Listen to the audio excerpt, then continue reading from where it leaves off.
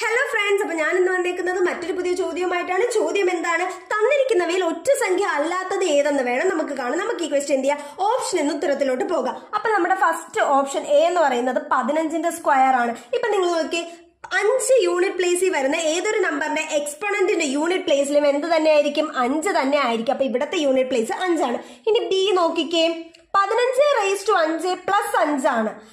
ഞാൻ പറഞ്ഞല്ലോ, 15⁻5ന്റെ യൂണിറ്റ് പ്ലേസിൽ 5 ആയിരിക്കും. പിന്നെ ഒരു പ്ലസ് 5 കൂടെ വരും. അപ്പൊ ഇതിന്റെ യൂണിറ്റ് പ്ലേസിൽ എന്തായിരിക്കും വരുന്നത്? 0 ആയിരിക്കും വരുന്നത്. ഇനി ഇതേ സി ഓപ്ഷൻ നോക്കിയാൽ 15⁻5 പ്ലസ് 5 ആണ്. 5 പ്ലസ് 5 പവറിൽ തന്നെയാണ്, അതായത് 15⁻10. 5 യൂണിറ്റ് പ്ലേസ്. അപ്പൊ എന്തായിരിക്കും?